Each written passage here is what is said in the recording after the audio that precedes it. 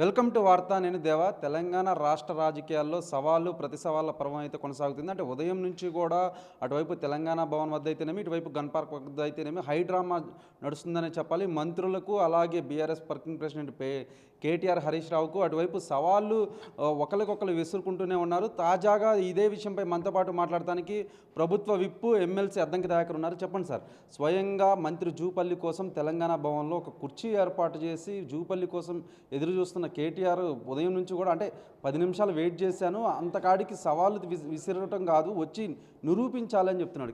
మరి వాళ్ళ అయ్యే ఎందుకు రాలేదట?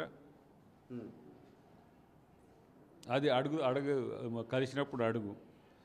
మరి ముఖ్యమంత్రి గారు సవాలు వేసింది కేసీఆర్ కదా, కేసీఆర్ ఎందుకు రాలేదు? కేసీఆర్ కనీసం ఫోన్ అన్న లిఫ్ట్ చేస్తుండ. మీ ముందే చేసినాం కదా, 2 సార్లు చేసినాం కదా. మరి ఆయన ఎందుకు రెస్పాండ్ కావట్లేడు?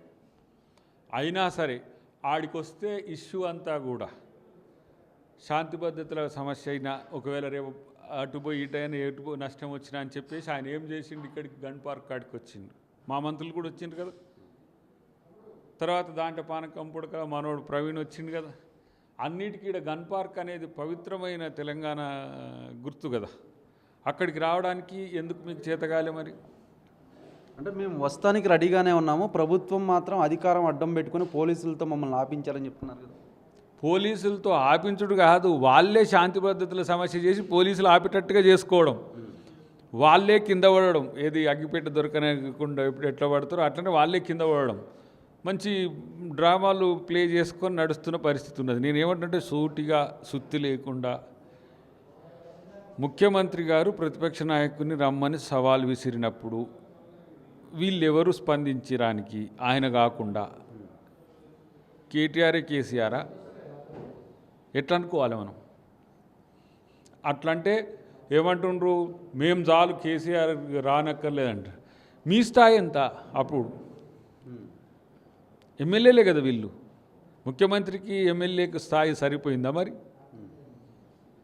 అట్లా కాబట్టి అవన్నీ కూడా కేసీఆర్ రాడు, వాళ్ళ పార్టీ ఎక్కడ పడిపోద్దో, ఆయన రాకపోతే మా రాజకీయ భవిత్వం ఎటుపోద్దో అని ఆరాటం తప్పితే దాంట్లో కొత్తగా ప్రజాకోణం ఏమైనా ఉన్నదా? దాంట్లో అన్నీ అబద్ధాలు ప్రచారం చేసుకుంటూ తిరుగుతూ ఉన్నారు. అబద్ధాలను ఎక్స్పోజ్ చేసేందుకే ముఖ్యమంత్రి గారు ఒక పెద్ద చర్చ జరిగితే బాగుంటుంది అంటే, రేపు ఆగస్టు సెప్టెంబర్లో అసెంబ్లీ జరిగేటప్పుడు అని రమ్మని ఆ చర్చలో పాల్గొనమని. అంటే ఆర్ఎస్ ప్రవీణ్ ఏమంటాడంటే, గురుకులాల్లో దాదాపు 2,000 కోట్ల వరకు అవినీతి జరిగింది, విద్యార్థులు వాడుకునే సబ్బులు అయితేనేమి, వాళ్ళు వేసుకునే బట్టలు అయితేనేమి అవినీతి జరిగిందని చెప్తున్నాడు. మరి ఆయన చేసినప్పుడు అట్నే అయింది అట్నా?